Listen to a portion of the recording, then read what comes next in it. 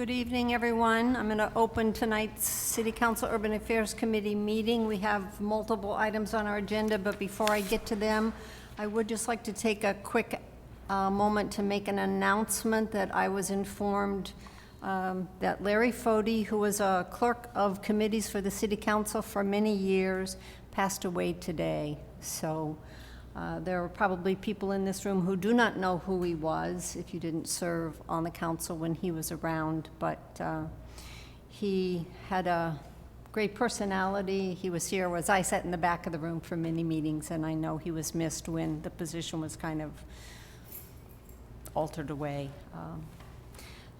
And I'm sure that there will be another announcement made at the next City Council meeting, and I'm sure that there will be details in the paper on plans for the obituary and the details. Thank you.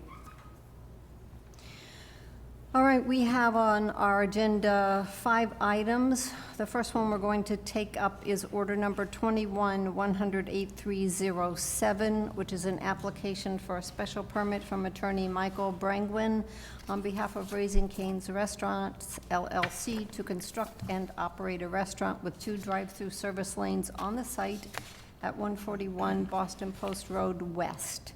So, attorney Brangwin and people that you have with you, if you want to come and sit in the well, or if you have anything anybody wants to say, they should stand at the podium. That microphone is removable. You need to make sure you have it with you if you go over to the screen. And if you would all just introduce yourselves again for the record and have some opening remarks. Thank you. Yes, good evening, members of the committee. My name is attorney Michael Brangwin from the law firm Fletcher Tilton, PC, on behalf of the applicant Raising Cane's Restaurant.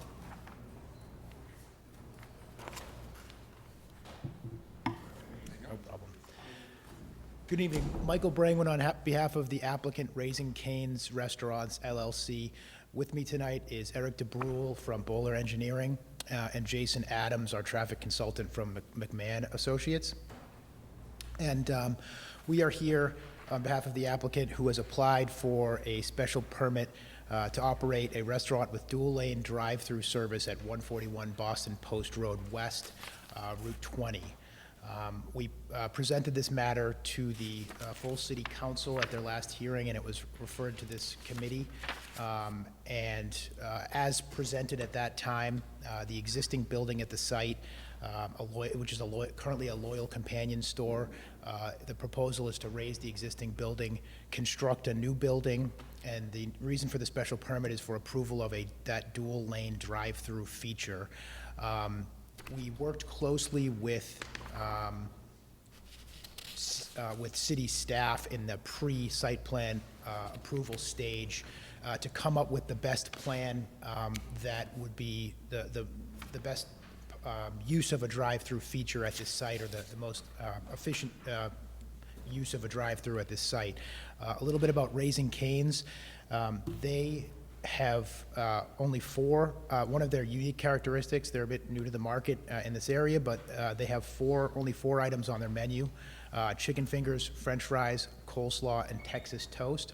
And the limited menu, and combined with using staff members to attend the drive-through during peak times with tablet computers, taking orders, moving, directing traffic.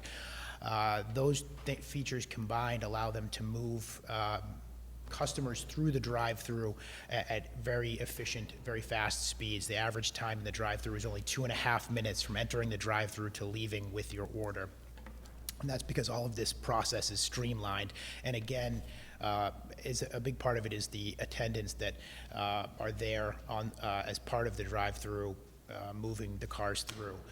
We've submitted the plans that show the availability, the drive-through feature, and we will continue to work with city staff through the site plan review process to make any further additional changes.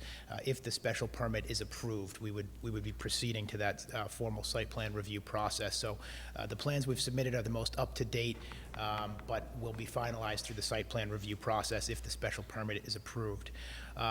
We have worked with, and I'd like to address, there was a letter submitted by the abutting property owner business, McDonald's, just before this meeting. I don't know if the committee has had a chance to review that letter, but we've been working with McDonald's since we learned that there were some concerns that had been raised essentially around the time of the city council meeting or after we went to the zoning board, regarding their concerns with respect to traffic impacts on their site. And we've had several discussions with that operator, and we've done our best to address those concerns, to speak to the concerns that they have. We've provided a traffic study prepared by McMahon Associates, which had data collected to show that the impact on traffic and both within the site and onto the site will not negatively impact traffic flow on the site or into the site. There were a few specific concerns raised, 5 in particular. There's some questions regarding exiting the drive-through and reducing that area to a narrower exit so that only one car can leave at a given time. And the second concern was putting some signage at the exit of the drive-through to ensure that cars leaving the drive-through would know that any cars entering the site have the right of way. We're happy to work with Raising Cane's on that aspect of it. I'd like to have Eric from Bowler speak to the other 2 concerns that were raised, which have to do with changing the configuration to one-way. Respectfully, we've worked very closely with city staff and went through many iterations of this plan, and I think Eric could speak to that better than I can, to come up with the plan that you all have here today. And as I said, the reason for that plan is to best handle traffic flow through the site and have those vehicles circulating and not creating any traffic concerns, safety concerns for pedestrians or anybody else accessing the restaurant. So Eric can speak to why some of the proposals that have been made by McDonald's were considered and frankly don't work for this site. But that being said, all of the concerns and any changes that have been proposed we can continue to work with McDonald's and any other interested parties through that site plan review process to make sure we have the best plan in place. So we would ask that the project be recommended for approval, the special permit aspect of the project be recommended for approval to the full city council, and at that point would move forward with the full site plan review process where we can make any final changes to the plans to kind of perfect them. But we would ask specifically that they not be made conditions to that approval because we think that would really limit both us and city staff in implementing the best changes if they were actually a condition to the special permit approval. Eric, do you want to speak a little bit about the site? For the record, Eric DeBrule with Bowler Engineering. Attorney Bragwin mentioned we did work pretty closely with city staff and site plan review committee very early on, specifically on site circulation. 2 of the requests, very recent requests from McDonald's, has to do with the circulation, how the site functions as proposed. Effectively, we have full access around the majority of the site, meaning 2-directional circulation. What McDonald's civil engineer recommended was that the 2-directional nature of the site on the what we'll call the easterly side of the building would be removed and just be one-way circulation, effectively removing 14 parking spaces for customers that would be coming in from Northborough Road to be able to park in. I don't know the exact intent of the reason why they suggested to do that, but we have some significant concerns. One would be, again, we're significantly limiting the amount of parking spaces that customers coming from Northborough Road would be able to park in. If they're not able to find a spot, then they'd have to be turning around essentially at the entrance of the drive-thru or right across from it. Customers that need to use the accessible parking space coming from Northborough Road would enter the site only to realize they can't access the accessible parking spaces. They would have to turn back around, either circulate through McDonald's or go back into the right-of-way on Northborough Road before being able to circulate back to those accessible parking spaces. And again, the idea of coming into the site, not being able to find a parking space coming from Northborough Road, you would then have to introduce a turnaround space, again, right very near to the entrance to the drive-through. So it'd just be a very confusing situation in our opinion. And I don't, obviously myself as a civil engineer, traffic consultant, we've had months to work through with the city, to look at the plans. I don't know if McDonald's civil engineer had the benefit of the time that we did or not, obviously. So that's certainly answer any more questions about that as needed. Thank you.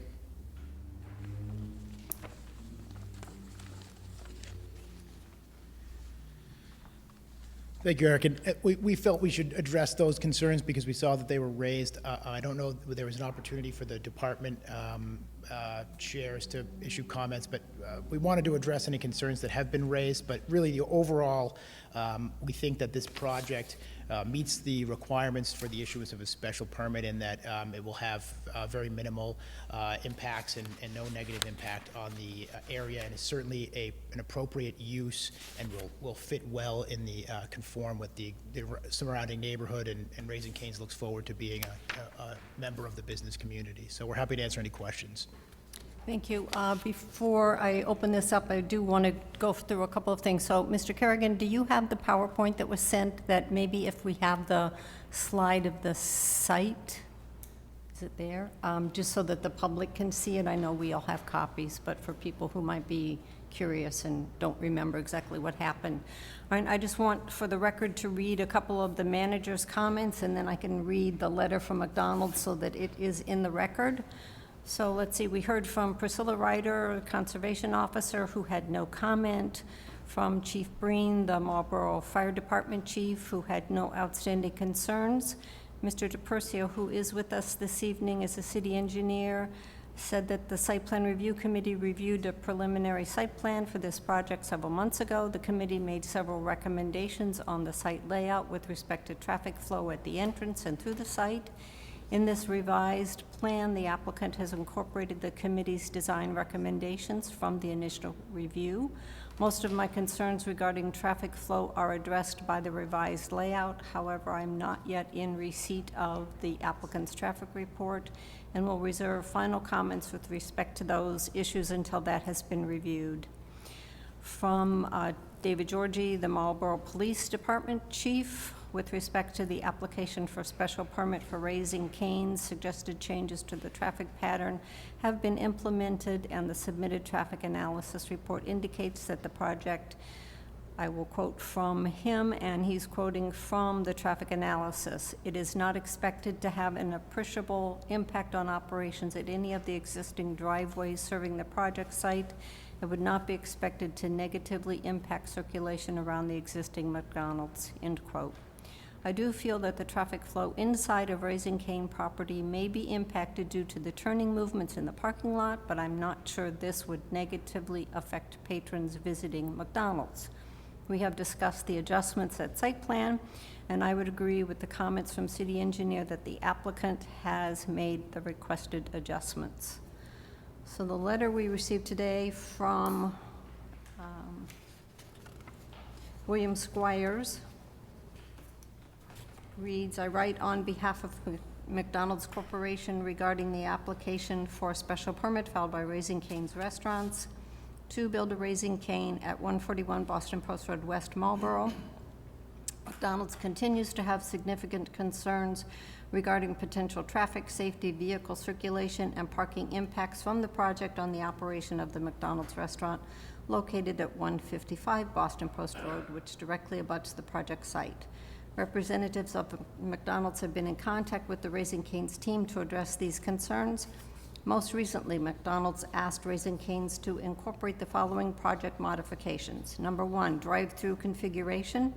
Before exiting the drive-through, vehicles shall merge into a single lane before exiting to the left into the circulation drive, as shown in blue on the attached sketch plan prepared by McDonald's civil engineering firm Wilcox & Barton Incorporated. The narrowing of the drive-through in this manner would abate the conflict between the vehicles exiting the drive-through and vehicles entering the project site from Boston Post Road. Number 2, addition of a yield sign. To further abate the conflict between vehicles exiting the drive-through and vehicles entering the project site from Boston Post Road, Raising Cane's shall add a yield or a stop sign to the drive-through exit, giving right-of-way to vehicles entering the project site from Boston Post Road. Number 3, one-way circulation. To improve vehicle circulation within the project site, vehicles shall circulate in a one-way counterclockwise direction around the proposed building as shown in blue in the attached sketch plan. Number 4, angled parking spaces. Parking spaces to the east of the building shall be angled as shown in blue in the attached sketch plan. Number 5, Northborough Road driveway. To mitigate impacts to the McDonald restaurant, signage should be added to direct vehicles exiting the project site to the north of the building to turn left or right onto Northborough Road rather than circulating around the McDonald's restaurant building. An example of potential signage is shown in blue on the attached sketch plan. In addition to the above, McDonald's has requested additional data from Raising Cane's regarding projected vehicle queuing on the project site. McDonald's requests that the Urban Affairs Committee retain jurisdiction over the special permit application by continuing the hearing to the next meeting of the committee to allow representatives of McDonald's to work directly with the Raising Cane's team to address the above concerns. In the event McDonald's and Raising Cane's are successful in addressing the above concerns, McDonald's would submit another letter to the committee confirming same. If not, I would appear before the committee to explain whatever outstanding concerns remain. If the Urban Affairs Committee instead votes to put the special permit application to a vote of the full City Council, McDonald's requests that the Urban Affairs Committee recommend inclusion of the 5 modifications listed above as conditions to the draft decision on a special permit. Thank you for your attention to this matter. And so I will, for the record, the current use of the site does have the ability to enter off of Boston Post Road onto the McDonald's property, make a right, go shop at the building that is currently there, and then I believe can exit into McDonald's property from the back and go back around and come back out on Boston Post Road, or they can also enter and exit from Northborough Road and do what they would like to do at the business that is there. I'm sure that the business is there probably doesn't generate the amount of vehicles that yours does. The traffic study would indicate that also. So, Yes, Councilwoman Roby, if I could speak to that piece for just a moment. There is a easement which allows for access between the two sites. So that's a legal right that the owner of the site, that Raising Cane's would have, that both sites can be circulated by customers to either side of the site. thank you. So it is something that was reviewed at site plan, and I know Mr. DePercio is here if the councilors, committee members have questions for him. If he has any comments on the McDonald's information, I know he just got it late as we did, so I am not sure how anybody feels about their request to continue this, or if we're ready to get into the draft decision and look at that this evening. So I will leave that up to the committee. Councilor Wagner. Thank you. I'm comfortable. I think we have plenty of information in that. I'd be prepared to go through the details tonight. Thank you. Anybody else with concerns? Councilor Landers. Likewise, Madam Chair, I'm ready to move on this. Anybody who is not ready? Ask that way. No? All right, so you all received a copy of the draft special permit. Let me get my copy up here.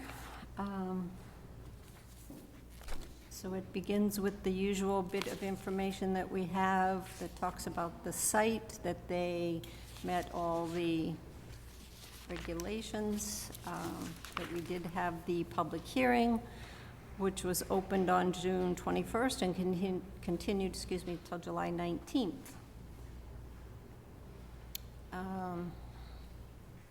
The following conditions are listed in here. Number 1 is construction of all structures on the site is to be in accordance with the applicable building codes and regulations.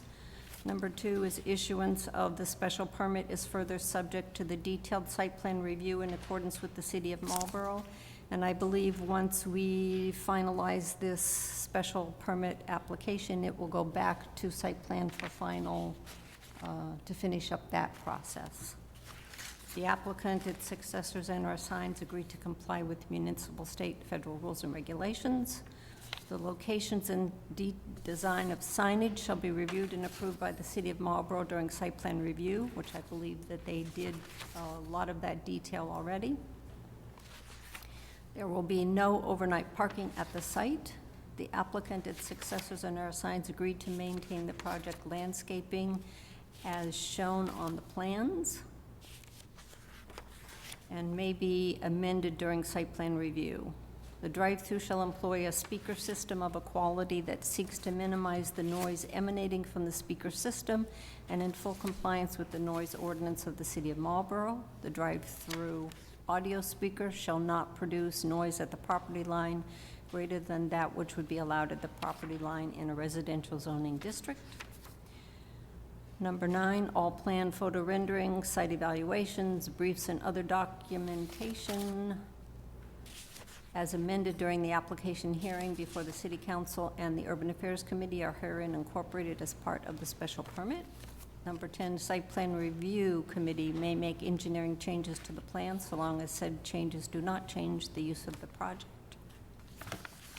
Number 11, parking areas will be swept and maintained by the applicant, its successors, and/or assigns as necessary. The applicant, its successors, and/or assigns shall be responsible for providing, installing, and maintaining all signage or markings required by the Marlborough Traffic Commission. Such signage or markings shall meet the standards of the Manual on Uniform Traffic Control Devices. Number 12, the hours of operation for the restaurant will be Sunday through Thursday, 9 a.m. to 1 a.m., and Friday to Saturday, 9 a.m. to 3:30 a.m. Madam Chair, Councilor Doucette. thank you very much. How many restaurants do we have open at 3:30 a.m.? I'm sorry? I'm just wondering, how many other restaurants are there opening so late? I thought, that seems to be quite late compared to what other businesses have. I am not aware of any other restaurant that is open till 3:30 in the morning, but Isn't McDonald's open all night, 24 hours? oh, I'm sorry, On McDonald's. Maple Street? um, Huh? And probably both, but I know Maple Street is open. Okay, I stand corrected. We do have someplace open 24 hours. Who would have thought? Councilor Ossing. If I could ask your question a different way, Councilor Doucette, if I could ask the applicant, I'm looking at your Boston location, all right? And the hours are 11 to 11, Sunday to Thursday, and 11 to 12 a.m., Friday to Saturday. Just curious as to, is the impetus to go to 3:30 a.m.?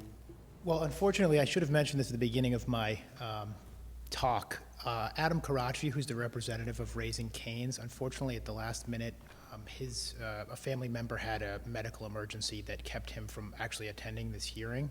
So he would certainly be the person to answer that question. I as counsel for Raising Cane's, I don't know off the top of my head that reason. I know that I can say that the idea, I believe, is that a large volume, particularly for this site, I don't know about the Boston site, but at that time, I would imagine would be drive-through. A large volume is drive-through any time of the day. I think it's 75% on average, and those figures were pre-COVID. Unfortunately, I can't answer that question because our representative from Raising Cane's wasn't able to make it tonight. But I know that that was part of their planning for the site, was to have those hours, and that's based on demand and things like that. So does anybody know from McDonald's, is it only the drive-through, or can you actually go into the restaurant at 2:30 in the morning? Not Because sure. to me, it's a different, and there are Yeah. two separate listings. Number 9 talks about the restaurant, number 12. Number 13 talks about the drive-through. I could sort of see the drive-through maybe being open later than the restaurant, but I'm sorry, Councilor Ossing. That's okay. Thank you, Madam Chair. I'm not opposed to the extended hours. I mean, there is precedence already for having, 24-hour operation in the city.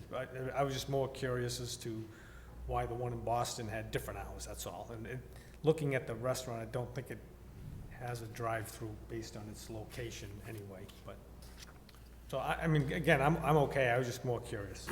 Thank you. All right, Counselor Doucette, you brought it up. Did you have any further questions or comments? And I'm sorry, can you maybe Well- speak closer to the microphone, because I'm having trouble hearing you? Okay. Yeah, sure. So there's a Taco Bell on my side of town.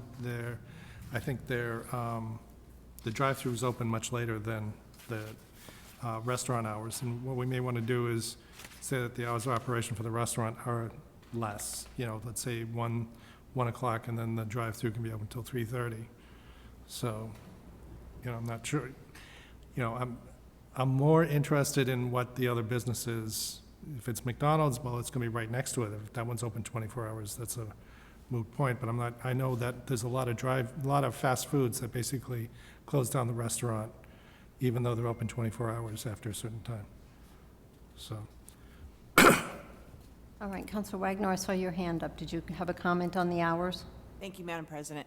I think the location is really important to remember, that it's so close to the highway, and anyone who travels late night, I mean, I personally don't have a problem with that. I think it's great that it's open late, people have different hours, and to be able to enter the building and use the bathroom if you're traveling is great, so I don't have any problem with that. I was curious, though, isn't this, if I'm remembering correctly, this is the type of operation where there's workers who go outside to take orders?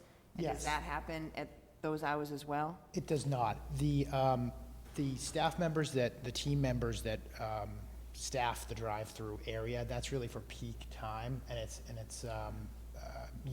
they have the whole logistics of it is there is science that they apply to it as to when they have people out there to make sure that people are moving through quickly, but certainly not at 2 a.m. would they need that. It reverts to the standard message board when demand is lower. Thank you. Anybody else with questions or concerns on 12? And I haven't gotten to it, but 13 is the hours of operation for the drive-through, which is Sunday through Thursday, 9 to 1, and Friday and Saturday, 9 a.m. to 3:30. So they're really basically the same. No? I'm fine with it as it is. All right. Number 14 is all trenching shall be in compliance with Massachusetts law and pursuant to permits issued by the Engineering Division of the city's Department of Public Works. Number 15, during construction, no vehicles will be staged on public ways. And 16 is our standard in accordance with the provisions of MGL Chapter 40A, Section 11. This will be filed with the Middlesex South Registry of Deeds after the city clerk has certified the 20-day period for appealing has lapsed. All right, does anybody want or need to discuss the traffic study or any concerns about the site plan specifically? Or are we okay with the conditions as listed and ready to move? Anybody ready for a motion? I'll make the motion, Madam Chair. Councilor Landers. My motion will be that we approve this special permit. All right, it has been moved and seconded to approve the draft special permit. Is there discussion? I don't see any. All those in favor? 1, 2, 3, 4, 5 in favor.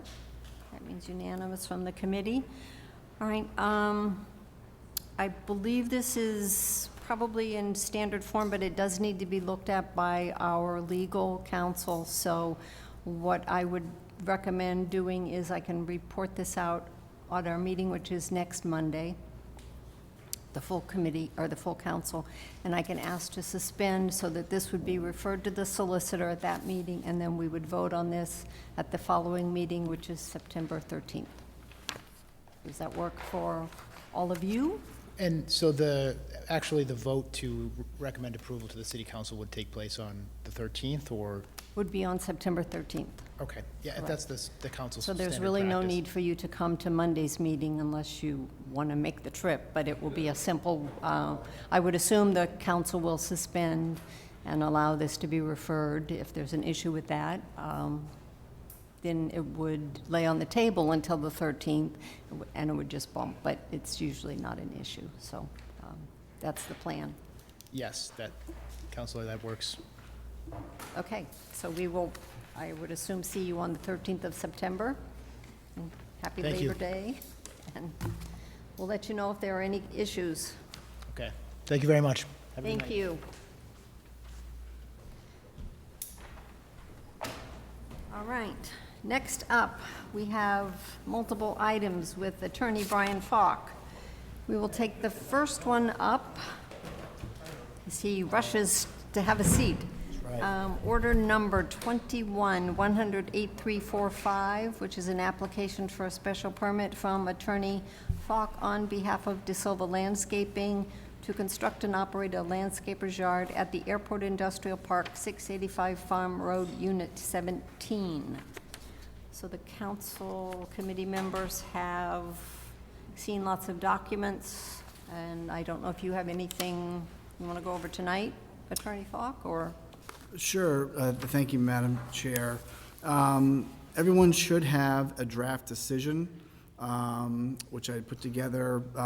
City department heads had reviewed it, didn't have any comments. From our public hearing on July 19th, based on comments from counselors, I added a number of site-specific conditions in addition to the usual conditions. Those are conditions 6 through 11 in your draft decision. I'm happy to walk through them with you just as an overview.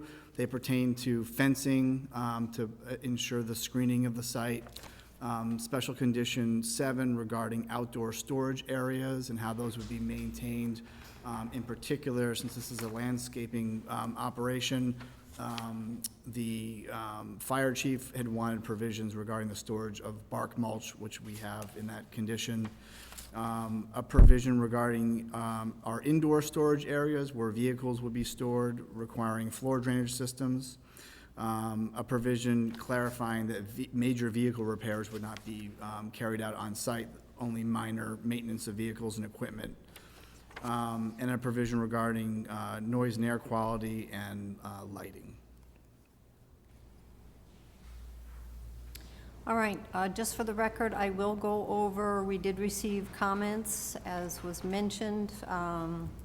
Priscilla Ryder from Conservation says that she reviewed the draft decisions, both draft decisions. They address the issues we had discussed at site plan, and she doesn't have any further comments. Mr. DePercio proposed special permit decisions drafted by the applicant incorporate language that was discussed during site plan review committee meetings with respect to the locations, conditions, and screening of the outdoor material storage. I have no further comments on the draft decisions. Chief Breen from the Fire Department, there are no outstanding issues. John Garside from the Board of Health says that there are no issues with either of the airport special permits. Chief Georgie from the Police Department does not have any objections or comments on either of the projects. So, as was mentioned, you all do have the draft special permit. I believe that Attorney Falk just went through most of them. Does anybody need me to go through all of the draft conditions? Councilor Doucette. Thank you very much, Madam Chair. Excuse me. I'd just like to get clarification because we are talking about Unit 17, but in the locus map, there's a reference to Unit 18 instead of 17. So I was wondering if you can do, if you look at the locus map, basically which one is 17? Is it the one to the left or to the right? That's a good catch, Counselor Doucette. It's the one to the right. That's 17. Okay.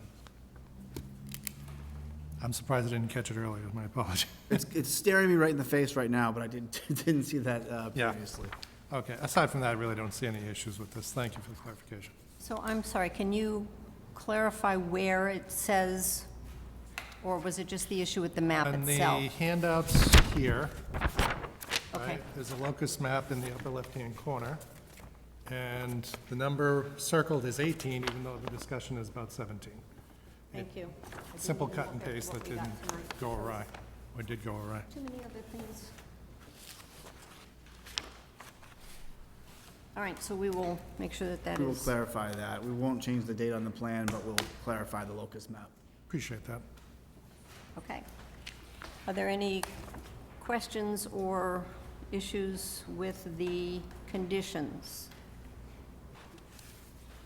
from anybody? No? Anybody ready for a motion? Motion to approve? As All right. amended? It's been moved and seconded to approve the special permit draft conditions. I know that at least the draft copy that I have needs to have the dates filled in, but I'm sure that can be taken care of. So, is there further discussion now that we have a motion to approve in front of us? Nope, all right, everybody in favor? And it is 5-0, which is all of us.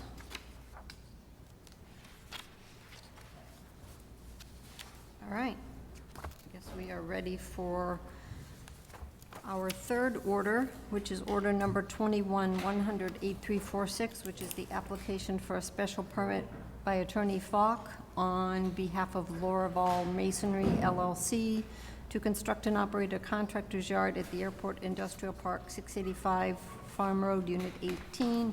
And before we take that up, I would like to let everyone know that we did get a disclosure filed by Councilor Doucette, who says that in his capacity as a state, county, or municipal employee, he has an issue with the request to the city council for a zoning amendment to construct and operate a contractor's yard at the Airport Industrial Park, order number 21-100-8346.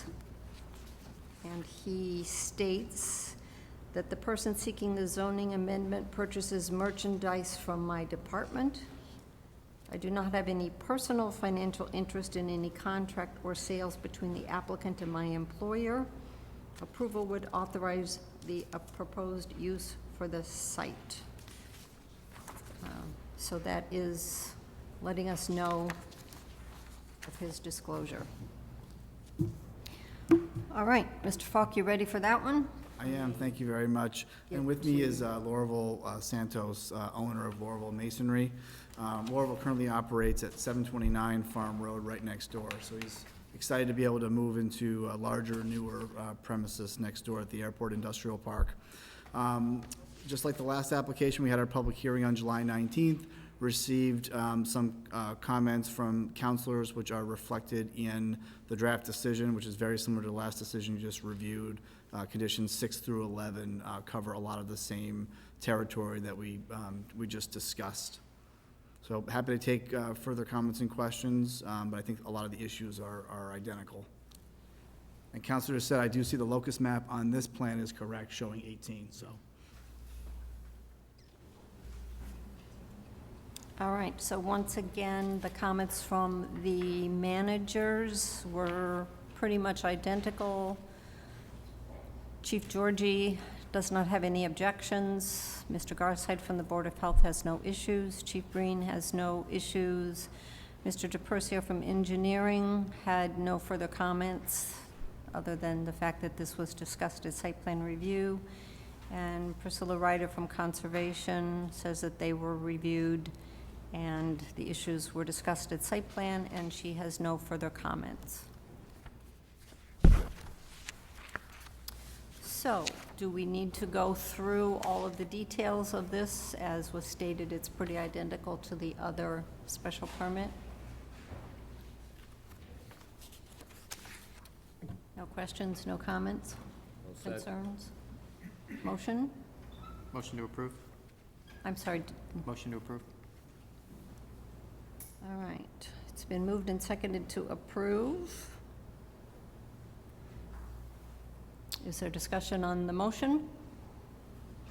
Seeing none, all those in favor? And 1, 2, 3, 4, 5. So that is all of us approving. It'll be nice to see some new buildings at the airport driveway. It looks pretty empty at the moment. I know that's a concern for people. So good luck on moving your business. Thank you.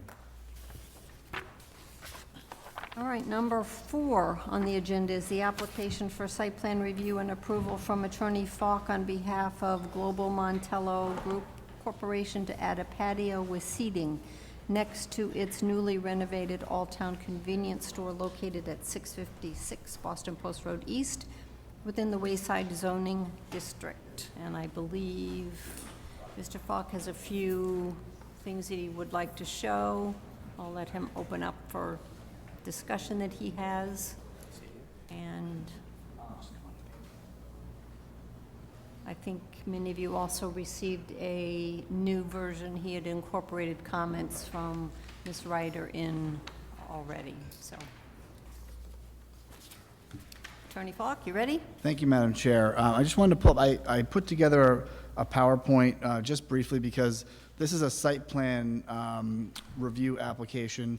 Doesn't have a public hearing before the city council, so I just wanted to introduce everyone to the project briefly, and then we can move on to the draft decision. There we go.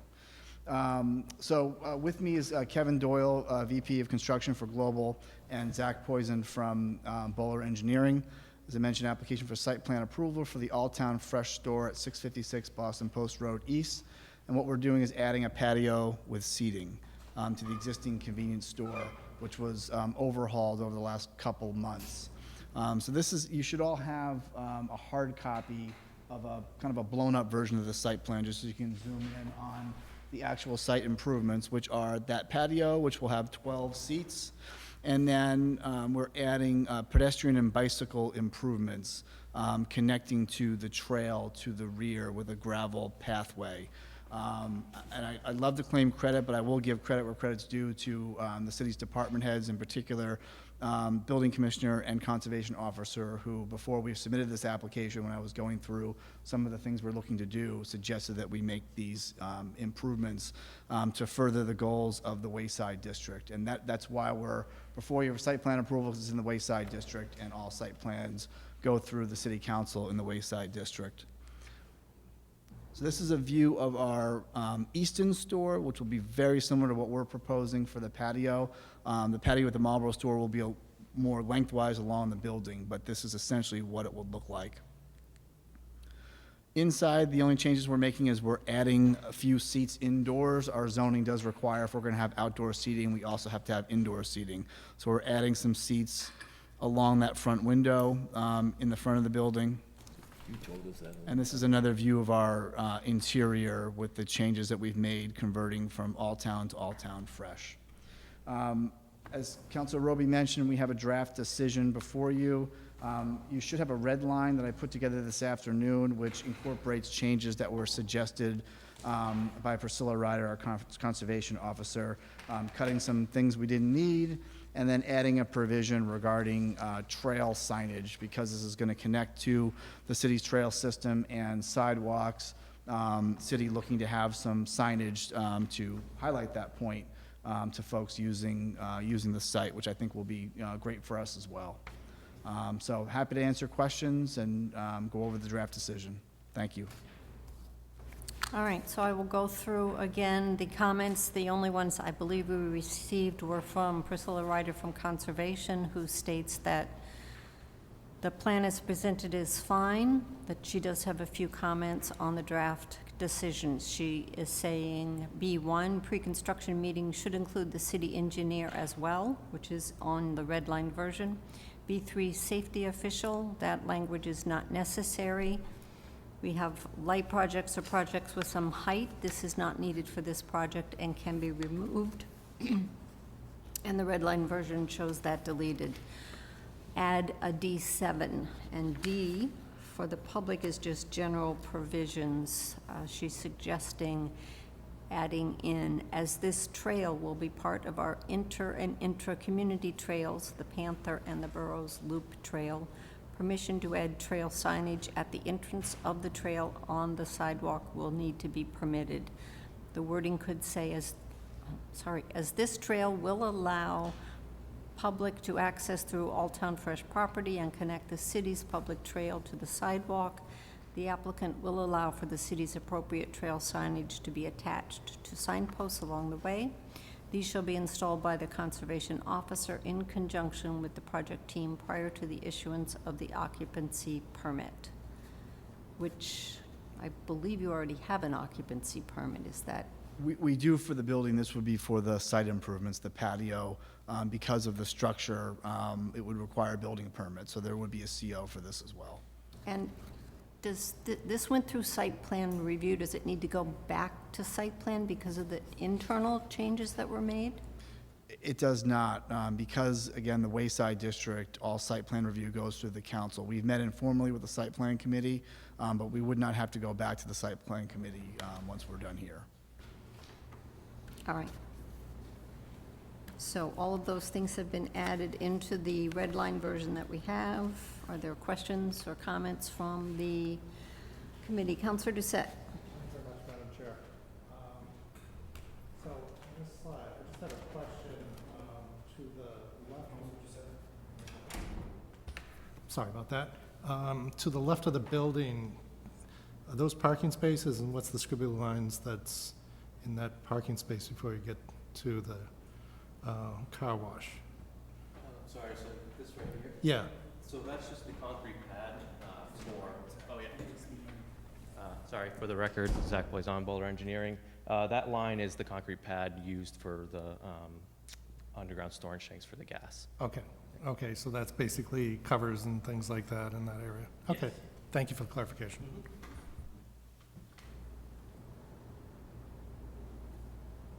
Any other questions, concerns from anybody on the committee? Yeah, Counselor Landers? Madam Chair, just a couple of quick comments. I happened to drop down there today because I hadn't been down since you guys they had a very nice ribbon cutting back, I don't know, a couple of months ago.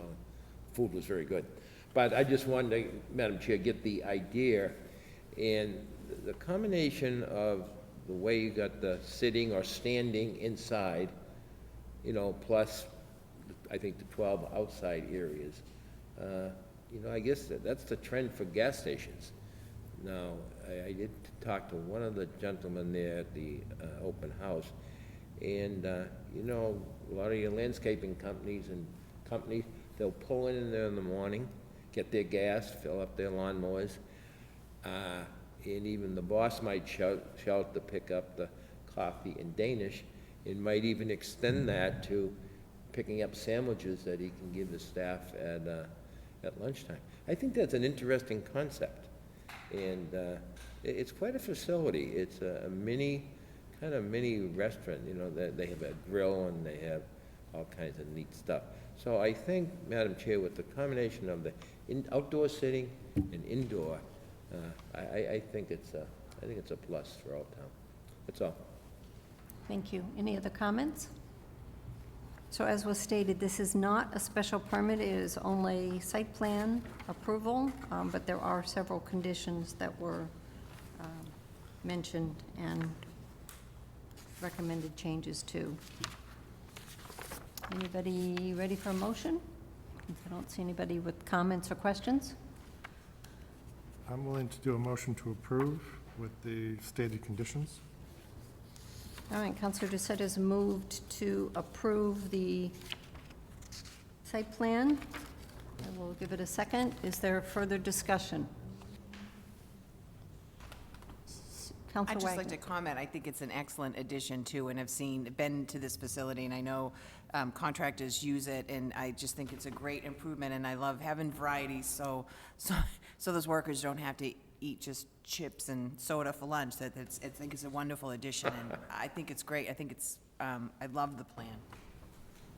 Thank you. I know I was kind of disappointed that the drive-through didn't go through, because I was kind of excited to see how that would work out, but I have checked out the restaurant, and I believe there was an article in the Metro West about the chef, so hopefully it will bring some business. And I think sitting outside is the way to go nowadays when you're eating food, so hopefully the patio will stay busy. All right, all those in favor of the approval? 1, 2, 3, 4, 5. All right, and I did not go through this with you, Attorney Falk, but the 2 previous ones that are special permits, as I had stated before, these will be reported out at Monday's meeting. I will move for suspension to have them referred. This one, is there a need to suspend on Monday, or can it wait till September 13th so that it does its usual, I'll report it out, it'll lay on the table, we can approve it on the 13th? We'll always take sooner, sooner being the better, but, you know, I defer to you. We'll certainly take it sooner if that's possible. As a relatively simple decision, site plan only, you know, I think it might be well positioned for vote on Monday if council's so inclined. Any committee members have objections to it being suspension asked for? All right, we'll attempt it and see what happens, and this document will be on the agenda, or does it? Madam Chair, you'll, as Urban Affairs Chair, you will report it out, and then you can make the, if you can get the suspension, you can then ask the committee, the suspension approves, you can vote on it, and I don't think there's anything that has, do you need to put in proper format by the legal department? I don't think so. So then you can just ask for approval that, suspend to approve that evening. And I'll confirm that with Karen. Yeah, I was going to say I can confirm with Karen or with legal to find out if it needs to be in proper form or if this is okay. And then we'll, if it does need to be referred, then it would be a suspension to refer. Otherwise, we'll look for approval. Okay. Thank you very much. Great, thank you very much. Take care. I believe that takes care of all of your items on the agenda tonight. Is that correct?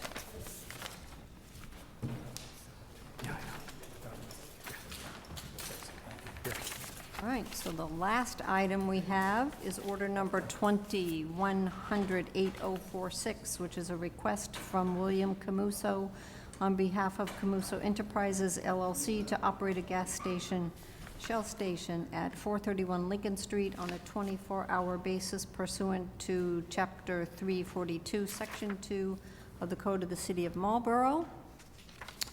Mr. Camuso, how are you this evening? All right, so this is kind of an order that's been on hold for a while. Sorry, I looked this up.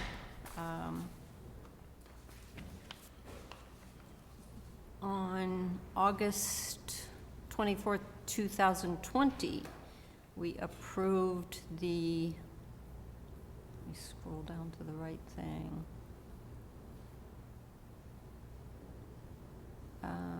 We approved the message board sign for this, and we tabled the 24 hours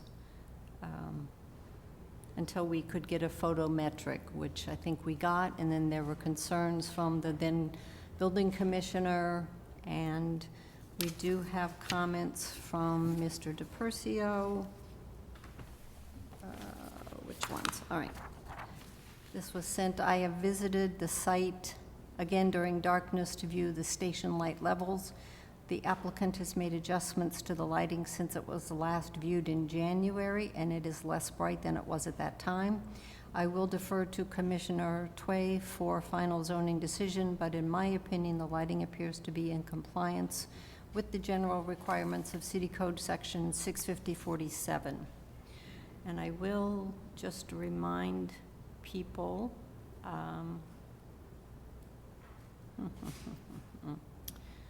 what the code says. Put that one.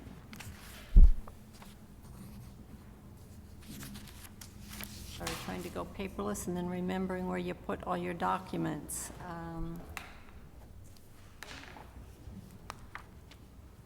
All right, I'm going to open this up for Mr. Camuso if you have any comments. I don't know that we ever got a second photometric plan from you, but I believe No. there was a site visit. Well, we had a photometric plan done of the older lights, and Yes. then we had another one done of the proposed new lighting, and then that was approved by Mr. DiPerzio, is that right? Yeah. But I have not done one since the new lights were installed. Okay. So, Chapter 342, gasoline stations and car washes, says that the operation of a gasoline station, car wash, or car wash operations open for business no earlier than 6 a.m. and close no later than 11 o'clock p.m. So you are asking for 24-hour operation.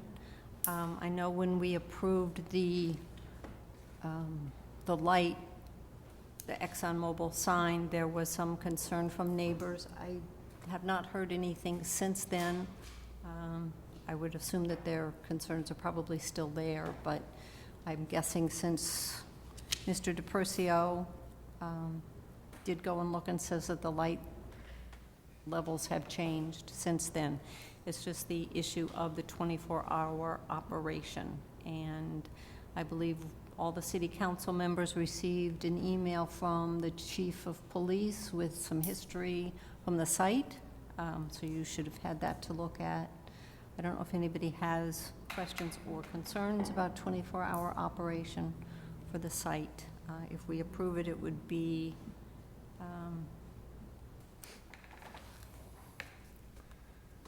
done similar to how other orders were written up. It's a simple order, it's not really a special permit. Madam Chair? Counselor Doucette? Thank you very much. I was wondering, is it possible, I mean, you know, this history here as far as it being 24 hours prior.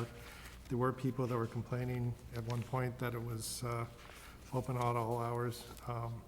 Is it possible to offer a 24-hour permit for a year and see what the response is from the community?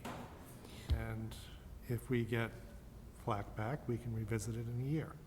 It's my understanding we can do that, and I don't know if you sent it to everybody, but I received a copy of a application from 2002 for a ExxonMobil that is very specific. The exemption shall be issued for an initial period of 1 year from the date of approval, thereafter at the discretion of the city council. This exemption shall be renewed for successive 5-year periods.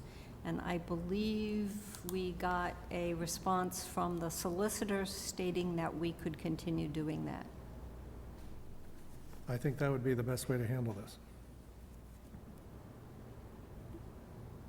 For information, I have a station in Reading, Mass. that we did that for about 10 years. We got the permit to be open 24, and then every year we had to renew it again. And after about 10 years, they just said, you're okay now.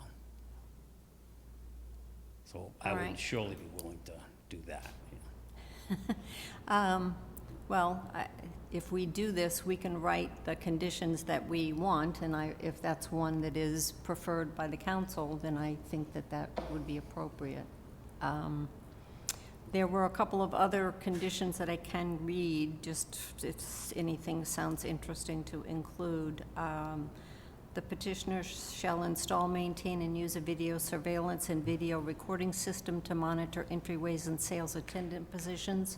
And I don't know if you currently have We that. currently have that, Assume yes. you do. Petitioner shall install and maintain a silent robbery panic alarm, which must be monitored by a central alarm system. We currently have that both at the gas station side cashier and the deli side. They each Okay. have one. Petitioner shall permit the chief of police or his designee to inspect upon demand the video surveillance, the video monitoring, and the alarm systems. If any of the systems are found to be not in compliance with the conditions, petitioner must limit the hours of operation of the station to between 6 a.m. and 11 p.m. until further compliance with conditions is achieved. The petitioner shall not permit or suffer any automotive repair work to be performed on the premises by any persons. The petitioner shall, during all hours of operation, have at least 2 employees on the premises to serve the public, 1 who shall be available to pump gasoline for the disabled elderly persons, 65 years of age or older upon proof of such age, and disabled veterans. And I don't know if you have two employees We currently do now? have 2 people now, but we were not planning on one. At 11 o'clock at night, we close the store and use the pass-through draw. But if you were open 24 hours, would the store be open 24 hours also? The store would be open, a customer would come up and say they wanted a bottle of Coke, and the cashier would go get it and then pass it through the draw. The customer wouldn't actually come into the store. Oh, okay. So the They can buy lottery. employee inside could come out to help a customer that needed help? Not typically. All right, we can they- have that discussion to see if that's a concern. I'm just reading through this. And the petitioner shall provide appropriate signage directing aforementioned customer to designated gasoline pumping location. And I believe you were required to do that when the site was all redone anyway. Yes. Okay. So I read through those fast. If any of those, I guess we can have the discussion about the 2 people, or was there something else? Counselor Doucette? Thank you very much, Madam Chair. So at least I can understand it. Basically, after 11 o'clock at night, or pick whatever number you want, after that time, the store itself is effectively closed, Yes. And yeah, you can pass little things through the box, but that's about it,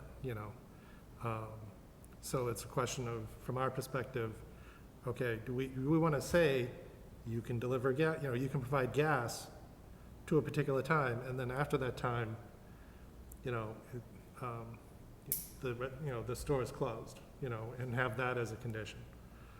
So, and then the other question is basically handicapped. If someone comes in at 3 o'clock in the morning, do they shut down the store to help someone with the handicap access? That's to bring up in the conversation. And I guess maybe we would need to check with the chief of police. My understanding is that if you are open for gasoline, you must have somebody who can come and help a disabled person at all hours that you are open. So that employee would have to be able to leave the store to Well, do they that. surely can. I mean, it's just a safety thing that we trying to lock the employee inside the building so that, they don't get robbed. Right. But, I saw Counselor Lander's hand go Yeah. up first, Is sorry. it a possibility that, that won't be that frequent, but that the employee could lock the door behind them, Yeah, go out well, and help and come back in? yes, of I mean, that course. might only They have the happen- keys. Yeah, that might only happen you're right. once a month or something. But I could see where it'd be pretty tough. Now, what would the second employee come back on at 6 AM? Would probably be at 4. Oh, that's not bad. So That's when we that's really your start business picking up picks up again. your sandwiches. Yes, Yeah. correct, yeah. I think it's Stays pretty reasonable. busy until midnight, and then again, it starts picking Right. up a little before 4 o'clock with I think, landscapers Madam going Chair, under out the to work. circumstances that, if it was a handicapped person, and handicapped people, they'll let you know. Yeah. And, they'll give a high sign or. They usually have they toot twice. Oh, They is know that what it is? Yeah, And, as long as they can lock the door behind them, secure it, go out and pump the gas, and then go back in, and I'd assume that person might use a credit card so they can do it right in the pump. they do it right in the pump, Yeah. right. I could see that working. Thank you, Madam Chair. Counselor Navin, you had your hand up? Thank you, Madam Chair. Yeah, just to confirm that with a little firsthand knowledge, my first job here in the city was at Hunt's Mobile. I remember that. I used to be there at 6 a.m. on Sunday mornings. And that, that was very similar. I was the only person on at that time, and we would, if somebody came and needed assistance over on pump 1, we would, lock the door, go out, help the person, go back in, turn on the pump, keep things safe. So, I'm sure that your employees appreciate the fact that you are, have a limited operation at that hour and can keep them safe, but I'm sure, as long as they're willing to do that to help the public out. it We will do work still just sell quite a bit I- through the I window, bet. though. Yeah. Yeah, I bet. I guess I was curious, when you wanted to do this, I think what you wanted to be able to serve were people going to work early. So to Right. me, to try to get a cup of coffee at 3 o'clock in the morning is going to be kind of hard through a window. They do that, though. But I guess it's no different than McDonald's 24-hour operation to get your cup of coffee. All right, so maybe we could reword number 7 to leave out the at least 2 employees, but that petitioner shall, during all hours of operation, be able to serve the public who are disabled, elderly persons 65 years of age or older, upon proof of age, and disabled veterans. Does that sound okay? I can, Madam Chair? Counselor Doucette? Thank you. Might make sense to word it so that when the store is open, there's 2 employees. If it's only gas or limited, the store is closed, then 1 employee. Phrase it that way. Petitioner shall, during all hours of operation, have at least 1 employee on the premise to serve the public who will be And- available to pump gas. Is that better? And 2, when the store is open. But it doesn't, if it's shall have at least 1 employee to serve the public, it says during Right. all hours of operation. Well, get rid of So the. if there are the- 2 there, 1 is, Eliminate for all hours of operation and phrase it to be when gas is only, when the store is closed, basically. There's two conditions, when the store is open and when the store is closed.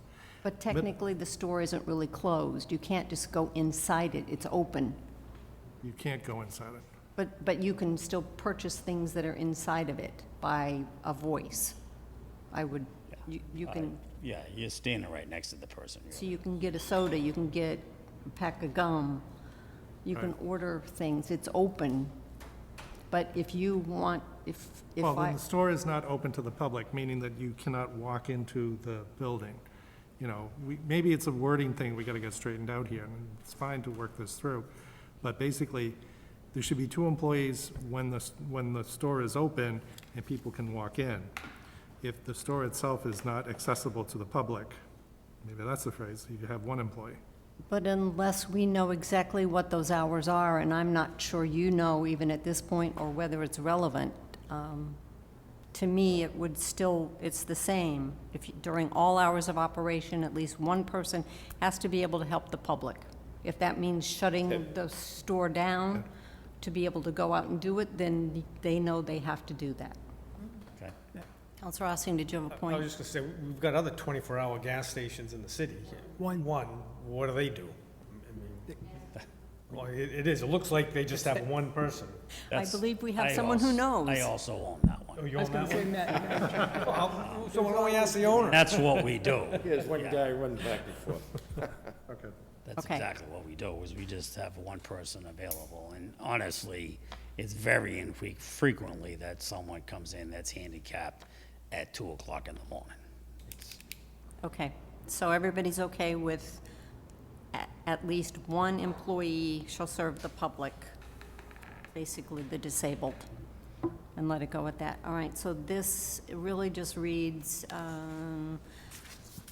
application allowing this station to operate after 11 PM and before 6 AM.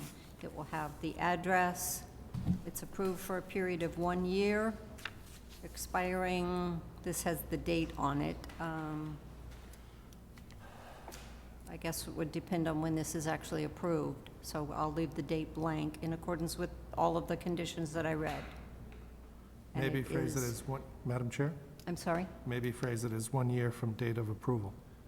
Yes, but it had, and I guess this is an order that was then approved on March 25th. So it has it expiring on April 1st, 2003, but the language says it's an initial period of 1 year from the date of approval. So